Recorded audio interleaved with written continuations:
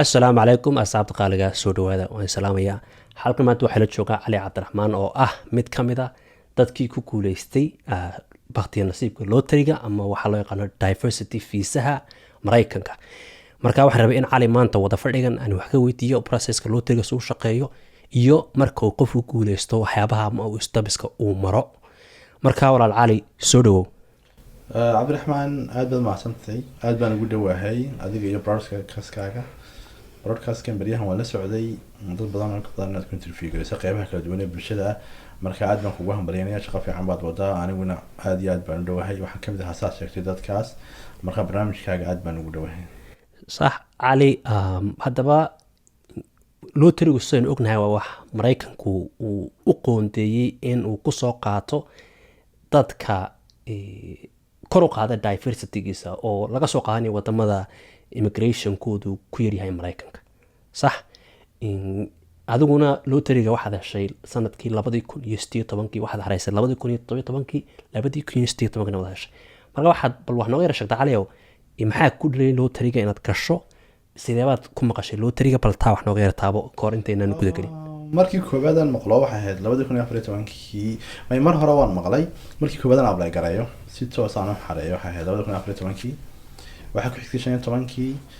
15 anoo isla xareey habeenkii baa waqtiga dhacay aan xareyn. marka waxaa ku xigtay 16 waan xareeyay markaana ma guuleysan. marka actually waxa la oran karaa laba jeer oo midna 14 yahay 2014 midna 2016 ayaan mid walba xareeyay, labada jeer kuma guuleysan.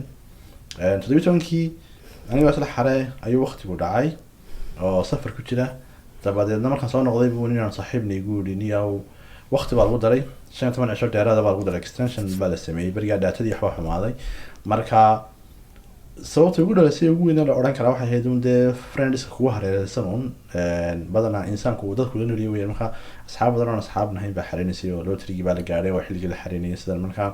asxaabta badanaa rajo badan buuran kama qabaan, xataa 50% ah la oran karo, laakiin waa wax yar oo 5 minutes oo waqti aan kaga qaadanaysa sawir inaad soo gashay information kaaga inaad geliso bay kaaga baahan tahay. marka waa very simple issue. saan ku xareeyna dee waxa ninka asxaabtiisu ay saameeyeen baa hay'adda anigu qof taarget weyn oo Mareykanka ka soo leh ama dad halkan jooga ay ku qalqaalinayaan inuu xareeyo oo ay rabaan inay soo qaadaan oo waxaas maan ahayn. laakiin dee nin friendskiisa la socdo oo xareynayaan oo baan kamid ahaa aan xareynayay. marka waxa la oran karaa dee waa iska nolosha soconaysa in uu muuqaal Caliyow, markaad lotteriga heshay how's your reaction ka waran?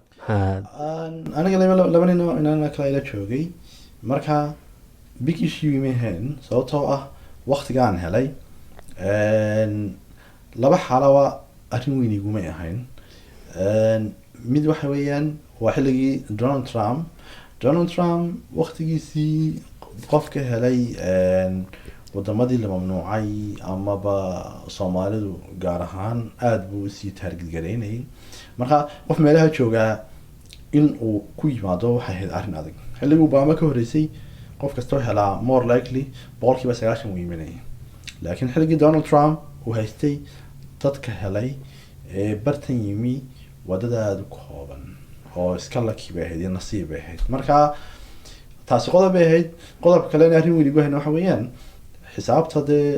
lotterigu iyo shaqadiisu waxay bilaabataa qofku marka uu helo. maanta lagu raado waa lagu doortay ay shaqadiisu ku bilaabaysaa. formkii baad xareynaysaa, sponsorka qofkii ku hanay baad qoranaysaa, shaqadii baad gelaysaa, form baad buuxinaysaa. marka waxaan oran karnaa shaqada lotterigu dhabtii waxay bilaabataa qofku marka la select gareeyo la doorto. marka unless inta qofkii fiisaha aanu gaarin xilliga la siinay inta ka horeysa oo dhan the feelingkiisu waa feelingkii caadiga ahaa 90% dadku wax iska aaminaan inaan tagaynin oo wax iska yiraahdaan waa iska nasiib iska wada hawshaada. marka taasaa keentay inaanay dee wax badan oo feelingkayga wax ka bedelay aanay meesha imanin ba. Sax markii aad adigu Cali heshay lotteriga aad tagtay saa heshay, bal muxuu ahaa stabiskii u horreeyay qaatay ama waxyaabihii lagaaga baahnaa required ka ahay? waxaa jira dad badan oo laga yaabo inay heleen lotteriga oo aan fahansanayn still processkii taasina keento inaanay ku guuleysan inay buuxiyaan shuruudii looga baahnaa. marka waxyaabihii ugu horreeyay stabiskii ugu horreeyay qaatay ama sida xiriir la sameysay dadkii kuu soo diray warqadda notificationka maxaa bal process wax nooga yara sheeg. markaad saa u hesho shaqadu markaas ku bilaabmaysaa. Loo talin inteeda koobada la xirxiraya waan yaro kooban, waa dhowr iyo toban bay ahayd berigaa, oo magacaaga iyo dhalashadaada iyo meeshaad ku nooshahay iyo aqoontaada iyo inaad carruur dhashay iyo inaad guursatay iyo inaad xaas leedahay markaa. laakiin markan dambe foomku ka yara faahfaahsan yihiin oo wuu ka yara dheer yahay, marka waxaad u baahantahay shaqo ka yara badan shaqadii hore. marka waa inaad raadisaa. marka hore shaqada kubaad raadinaysaa waxa weeyaan horta foomkan aad buuxinaysaa waa noocma. marka hore loterigaas kasoo xarisay inaad helin cidina ma baarato. form baa la yidhahdaa DS 260 baa la yidhahdaa. formkaasaad raadinaysaa, onlinekaad gelaysaa, case number baa qofka la siiyaa marka loteriga saa u helo. laba arrimood baa dhacda. ugu koowaado qofka case number baa la siiyaa. numberadu waxay udhexeeyaan badanaa 1 ilaa 50,000 marna 70,000 baa la gaadhsiiyaa, laakiin ilaa 50,000 bay qaataan sanadkii fiisayaasha loteriga. marka numberkaagu wuxuu ku dhacayaa number 1 ilaa iyo intaa 50,000 ama 70,000 inta udhexeysa. marka numberkaaga markaad aragto waxaad qiyaasi karaysaa xilliga uu noqonayo interviewgaagu. marka hadduu tusaale numberkaagu xagga hore kale yahay, waxaad ku qasban tahay formka DS 260 inaad hore u xareyso ood hore u submit garayso. marka formka inta dhamaystir karaysid oo dhan kolba yar baad iska buuxbuuxinaysaa, safe badan waa iska tegi karaysaa, berri baad iman kartaa, barti baad kasii wadi karaysaa. page kale markaad u gudbiso next baad leedahay ilaa intaad submit odhanayso. formkaas adaa ku ciyaari karaa, wixii hore dib bedeli kartaa. marka saa heshid shaqada kubada qabanaysa waxa weeyaan horta maxaa igu xiga. marka haddii adigu aad gelinayso khibrad leedna waad iswadi kartaa, laakiin waxaa fiican qofka ageer khibrad badan oo kale inuu marka hore kula tilmaamo. marka DS 260 baad online ahaan u gelaysaa, online ahaan baad u buuxinaysaa, submit baad odhanaysaa. markay u dirto waxay ku odhanayaan waanu kaa helay formkaaga noo soo dirtay, markaa naga warsi inta aad noo soo dirayso kusoo dirayno maxaana kusoo jawaabayno. sometimes waxaa laga yaabaa inay wax kusoo weydiiyaan ood wixii bedesho. mararka qaarkood waxay sameyn karaan inay ku idhahdaan documentkaagan aad kusoo xareysatay formka DS 260 marka la xareynayo lama sameeyo wax documents ah, lama raaciyo. qofkuu sheegaa jaamacaddaasaan ka baxay, halkaasaan ku dhashay, halkaasaan ka shaqeeyey, waxaas baad qorqoraysaa, laakiin wax cadaymaa ma raacinaysi. marmarka qaarkood waxay ka odhanayaan noo soo dir cadaymahaagii, warqadaada dhalashada, dambi la-aanta, baasaboorkaaga sawirkiisa, waxaas noo soo dir. way dhici kartaa. haddii aanay ku weydiinina waa haddii goobta interviewga ay ku weydiiyaan. marka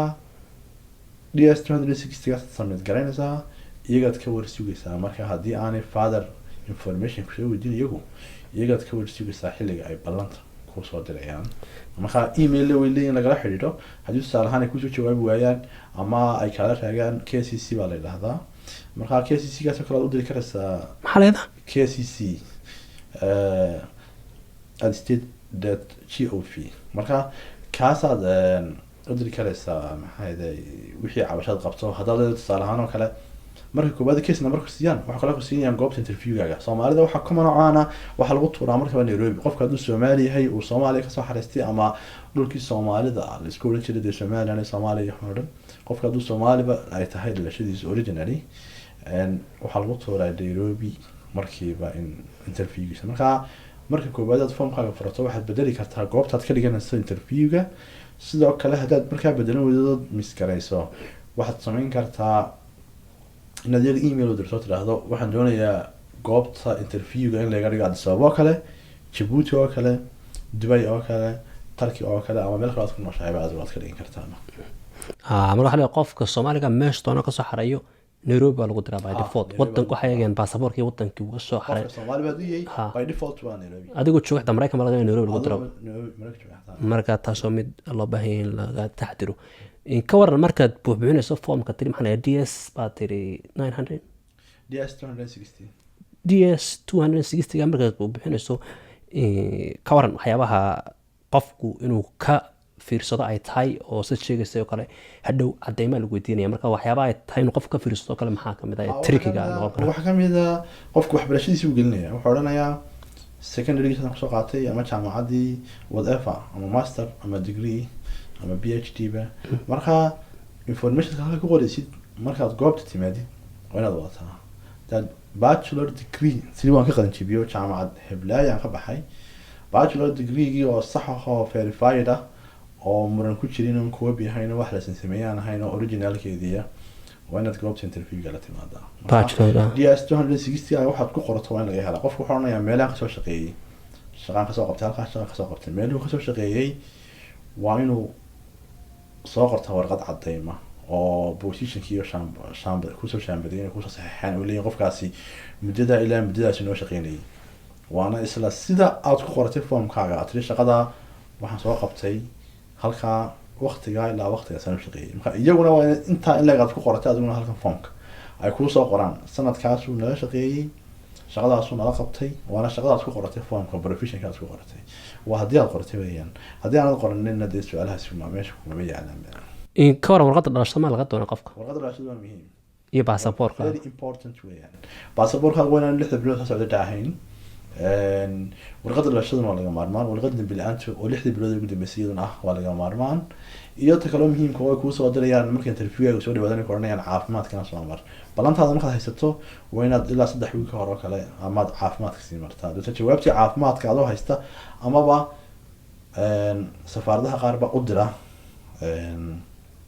Djibouti oo kale warqadda waxa lagu siinayaa jawaabtaada caafimaadka oo xidhan adaa geynaya Addis Ababa kale aad isma arkaysaan marka caafimaadka laga qaado iyaga u diraya safaaradda marka laba wiil ka hor dadka caafimaadka dareemaya waxay ku oranayaan tusaalaha sabab dadka maraysa interviewga waxay ku oranayaan waxaan aqoonsanahay afartaas hospital afartaa mid kamid ah waa caafimaadka soo martaa markaad afartaa ka gasho adigu caafimaadka iyaga toos ugu diraya safaaradda adigu kuma lugulaanaysid oo kuma soo marinayaan haddii ay wax ka khaldan caafimaadkaaga way ku yeedhayaan waxay ku oranayaan waxaasaan kaa helay waxaan u baahanay inaanu baadhis dheeraada kugu sameyno oo kale koo caafimaad kaa qaada laakiin haddaan kuu baahnayn resultiga iyagaa u diraya safaaradda markaa maalintaad interviewga maraysid safaaraddii waxaad tegaysaa iyagoo haya caafimaadkaagii natiijadiisii haya ayaad tegaysaa markaa caafimaadkuna waa muhiim inaad iska sii eegto adoon meeshaba tegin inta aanad interviewga aanad gaadhin adigu aad sii baadhbaadho dee caafimaadkaaga aad wixii aad u baahantay inaad sii ogaato oo miyay jirtaa cid caafimaadka lagu diiday caafimaad marka ka sheeganayso maxaa caafimaad loo maraa wax kasta waa la baadhaa candhuuftaa la qaadaa kaadida waa la qaadaa dhiigana waa la qaadaa x-ray kale waa laga qaadaya iyo chestkaaga iyo TB oo kale ama calaamadihii TB-da ama hore kugu dhacday ama aad ka bogsatay amaba waa la qaadaa qof physician oo dhakhtarina uu joogayo caadi oo ku wareysanayo ku oranaya family cudurrada ma leeyihiin kuwa ma leeyihiin weligaa mid cudurradaas ku aragtay miyaad ka bogsatay wax miyuu ku dhaceen kan kale marka caafimaadku howl waa lagu baarayaa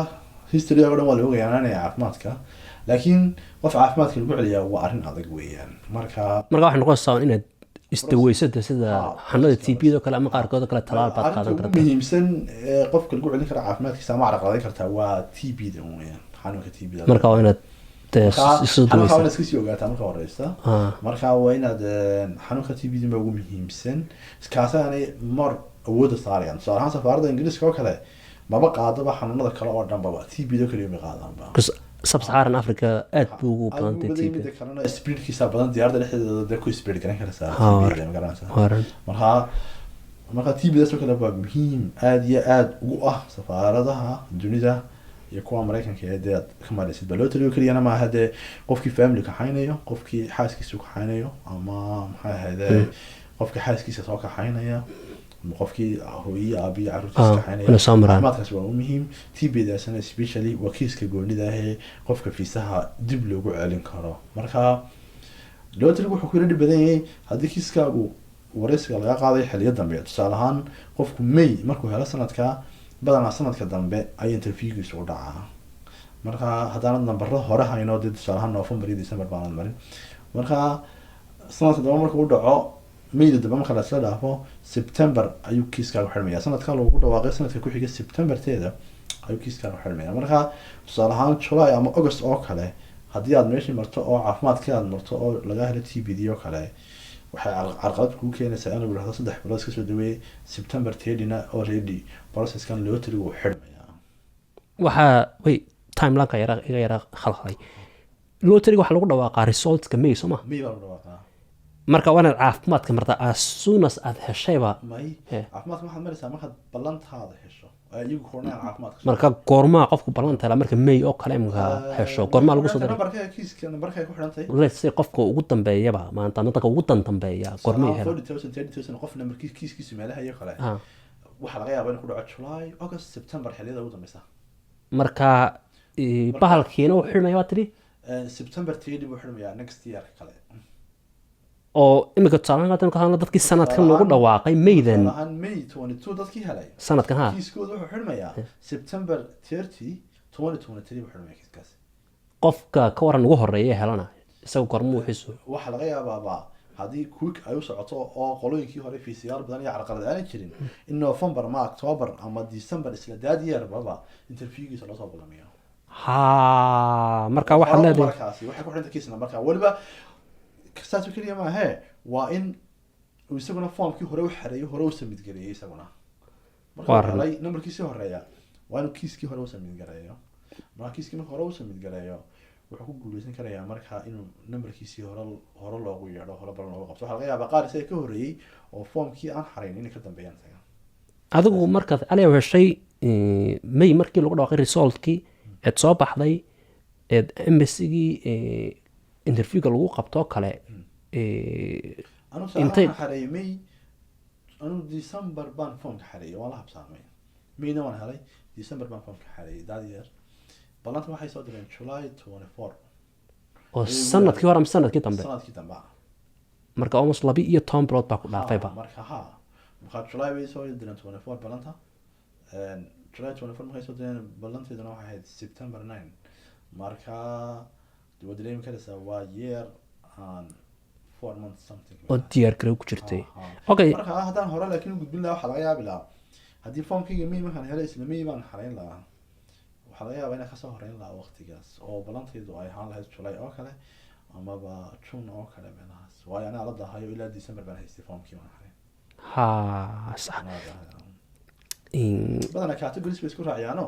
tusaale ahaan 1 ilaa 5 kun mar bay shaqadooda qabtaan ama 1 ilaa 3 kun ama 1 ilaa 4 kun number bay ku socdaan marka numberkii iyagoo lagu soconayo haddana numberkii waxa preferable ah oo la danaynayaa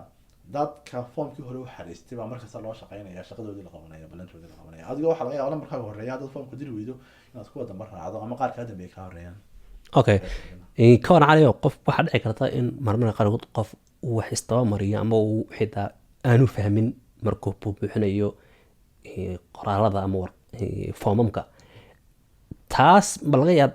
yaabaa inay carqalad keento hadday carqalad kuu keentana abiil ma qaadan kartaa ama dib ma ugu noqon kartaa inaad ka codsato iyagana dib waxaagii soo review karayaan waad samayn kartaa formka adoo gudbiyo samid yidhi ayaa kaa khaldami karaan waxaad ogaan kartaa inaad formkii waa daabacatay adoo maalin dambe iska akhriyay formkii baa laga yaabaa ama waad save garaysatay PDF adoo eegay baad artay inaad waxaad khaladay formkina waad dartay ilaa inta balantaada lasoo qabanayo xaq waxaad u leedahay inaad formkaaga bedelan karto saacada doonto marka email baad u diraysaa waxaad leedahay formkayga ii soo fura marka haddii aanu mashquul jirin ama wax kale jirin 24 saacadood gudahood baa lagu soo furayaa formkaagii formka aad wada submit raadid awood aad ku furatid ma haystid mar walba aad wax kaga bedeshay dadku sameeyay marka iyaga hadda sabab ku soo furayaan waxaad u baahnid ka bedelaysaa dib baad u diraysaa mar kale bal ka waran laakiin waxaan hadii waxaan waxba ka bedeli karin waxaa la say school ba high school bad xaraysatay ku yaala Hargeysa oo kale marka interview galeysana waxaad ogaatay in aanad high school kan aanad waraaqaysi hayna maad iska qorday high school interview gaad gashay waa lagu soo riday maxaad samayn kartaa oo may marka interview dhacdo jabaleedin loo tirigu ka duwan yahay sida dacwadaha caadiga ah ee lawyer la qabsaday muddada socday ee laga yaabo 10 years in socdaan ama 5 sanadood qofku wax khaldamaya inay soo saxrayo soo bedelanaa loo tirigu aad uga duwan yahay waxa weeyaan badanaa waa one chance kiiskiisu mar dhiga dif mooyaane marka meesha gashay waxa dhan isku ka habeysnaadaan marka wax ka khaldan yihiin qofka meesha jooga ku qabto waxaan ogaataa qofkan meesha fadhiya marka go'aankiisa kale marka haddii wax ka khaldan inuu kaas ku wareysanayaa oo go'aan ka gaaro inuu waxa khaldan iska tagaysaa ma aha kiis dambe oo la oranayo biri kaala iyo warqadan loo keentay sax ma aha soo bedeliyo waxaas isagu ma leh marka hore ka fiirsataa okay waxaad cali adigu sanad kadib ayaad martay interviewgii iyo processkii marka interview martay wax su'aalaha oo lagu weydiiyay ma jiraan oo tahayd new su'aasha malaynaysan u jawaabtay ama aad jeclaan lahayd dadka u sheegto interviewga interviewgu su-aalaha dadka la weydiiyaa dadka iga horeyna waan wareystay qaar kalena waan wareystay marka su-aalaha dadka la weydiiyaa su-aalo badanaa fixed ah ma aha oo xadidan ma aha qofku wuxuu dama iska kaa weydiinaya sometimes wuxuu iska odhanayaa xaasim miyaad leedahay formkaaga waxaad ku qortay inaad lahayd tusaale ahaan iska kaa weydiinaya ama cid miyaad la sheekaysataa fiance miyaad leedahay maxaad u samaysan weyday su-aalo noocaas wax laga yaabaa two private in iska wada weydiiyo marna wuxuu kaa weydiinaya qofkan ku sponsor garanaya maxaa isku tihiin muxuu qabtaa qofkani incomekiisu waa maxay qofkan ku sponsor garan iska wada weydiin karaya su-aalo iska janlaalo maraykanka dadka maxaad ka shaqeynaysaa kan kale badanaa su-aalaha la xidhiidha meeshaad ah mararka qaarkood wax kaa khaldan ku weydiinaya qoranaya shahaadadan waa sidan baasaboorkaaga magacan baa ku qoran formkaagana magacana ku qoran haddii dee wax kaa khaldan yihiin laakiin in general haddii documentkaagu sax yihiin oo iswada waafaqsan yahay su-aalaha qofkan ku weydiinaya su-aalo adag ma aha keligoodaba ka waran sponsorka sidee sponsor aad ku heli kartaa qof wadankii joogo laga yaabo inaad maraykan cidba ka garanayn oo kale waa inaad cid la xidhiidho waa inaad asxaab ama qaraaba ama ehel raadiso dee uma malaynayo qof soomaaliya dee oo meelo kale joogaba aan garanayn qof maraykanka jooga marka qofkaas loo leeyahay qof noqdaa aan dambiya gelin oo dawladdu aanay ku daba jirin oo lacag sameeya oo income sameeya qofkaas waa inuu noqdaa muhiimadiisu qofku waa inuu qof income sameeya oo noqdaa sababtoo ah haddaan income lahayn waxaa la odhanayaa qofkani kuma kafaalo qaadi karaya adiga marka waa inuu qof income sameeya uu yahay qofkaasi dad baa laga yaabaa income fara badan ay haystaan laakiin incomekooda dawladda aanay ogeyn marka qof lacagtiisu bangiga soo maraysa tusaale ahaan oo kale depositkiisu soo gelayaan oo kale la arki karayo oo haddii lagu idhaahdo cashuurtiisii kan uu xariyo tagas ritaankiisii last 2 yearski ama 3 yearski aad soo qaadi karto kuu soo diri karaya okay so caliga waxaad adigu interviewgaad martay ka waran markii visa lagu soo helay ama lagu yiri visa baa shay dareenkaagu siduu ahaa intaa kadib maxaad processka martay ama halkeed ka soo duushay bal taabal sawir nagaris interviewga markaad marto waxaad ka guulaysato waxaa la odhanayaa waan kusoo jawaabinaa marka waxaad kala soconaysaa online-ka marka visahaagu maalinba waa si kiiskaagu waxaad arkaysaa last case updated maalintii u dambeysay caseskaaga laga shaqeeyay waad arkaysaa marka macnihii mar administrative process baa lagu gelinayaa macnihii shaqa ka socota oo adminka mar waxaa laga odhanayaa waa ready mar waxaa la odhanayaa issued marka issued hadii la yidhahdo macnihii visahaagii waa la issue gareeyo waa la bixiyo waa magaranaysaa la xaqiijiyay weeyaan marka visaha marka la bixiyo DHL lagu soo dhigayaa sidaan ku ogaan jiray dee meelo kale lama soo dhigi karaa laakiin DHL-ka bashqad xidhan iyo fiisahaagii iyo baasaboorkaagii gooni marka baasaboorkaaga waad ku safraysaa waa gooni bashqadan kale waxaa la qoranayaa furin badanaa bashqada waxaa ku jira dokumentiyadaada iyo copy markaad interviewga tegaysid qaybtii originalkaada qayb copy aad qaadanaysaa qaybta originalka waa lagu soo celinayaa qaybta copyga ayagaa la haraya qaybta copyga ay hadhow soo xidhayaan iyo waraqadaada iyo waxaagii marka haddaad Soomaali tahay baasaboorkaaga lama fiiseynayo warqad fiisaa baa lagu siinayaa marka warqada fiisahana iyo baasaboorkaaga isku dhex jira soo qaadanaysaa haddii marka hore xagga hore lagaa siiyan ahlan wa sahlan laakiin san ku ogaa marka qaarkood DHL kusoo dhigayaan marka halkan baad la imaanaysaa hafur baa odhanaya immigrationka ugu horeeya marka aad kasoo degto xarunta koowaad aad kasoo degto baa kaa qaadaya ku process garaynaya marka halkan markaad timaadana dee waxaa bilaabmaysaa inaad adoo xaggaa jooga haddaad cid garanayso green cardka waad sii buuxin kartaa ama aad banki international leedahay oo lacagtaad ka shubi karayso $220 baa markii gudoomiye lacagta la bixin jiray marka halkan markaad timaado social security number oo 9 xaraf ah qof kasta Mareykan leeyahay oo muhiim u ah shaqadaada iyo noloshaada wax kasta baad xareynaysaa marka iyo green cardka social card dad hesho marka shaqooyinkaaga waxaa ka dhamaad iska qabsan karaysaa inta nolol baad halkan ka bilaabi karaysaa sababta qofka sponsorka loo eegayo inuu lacag sameeyo sidan waxa weeyaan inta hore aad kifaaxaysid oo dhan ama aad la qabsanaysid dowladda Mareykanka $1 lacag kuma siinayso adaa istabaraya lacagana iska bixinaya marka waxa weeye marka soo duulayso waa inaad qofka sponsorka ku soo degtaa waa inuu ka soo qaado airportka dama marka ama isaga meel ku diyaarinaya marka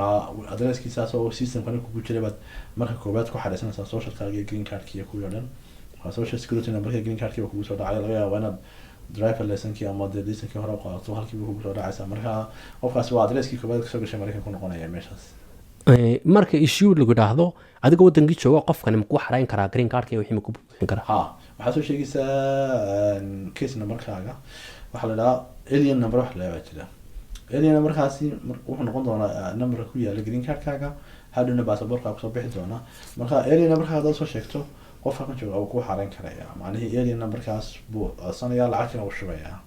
marka waxaa laga yaabaa adoo soo socdaba inuu ku yimaado green cardkaaga ama adresskii aad kusoo degaysay ee systemka kugu jirayba oo ama qofkan buuxbuuxinaya uu kuu geliyeyba uu yimaadaba green cardkaagi ayaa macquulaba adoo nimanba haddii xaggaas ku yar raagta oo kale tusaalahaan badanaa waxu qaataa waxay koonayaan 120 cisho kugu imanaya green cardkaagu laakiin inta ugu badan 60 cisho ama 40 cisho ama 30 cisho qofku waa si laakiin waxay koonayaan 120 cisho ayay naga helaysaa marka la issue karayo visa lagu issue karayo muddo intee lag baad haystaa inaad soo dushado Mareykanka soo gasho laakiin mostly ugu badan yihiin mostly waa 6 bilood anoo kale 6 bilood dadka badankooda 6 bilood qaar baa laga helay dadka laakiin 6 bilood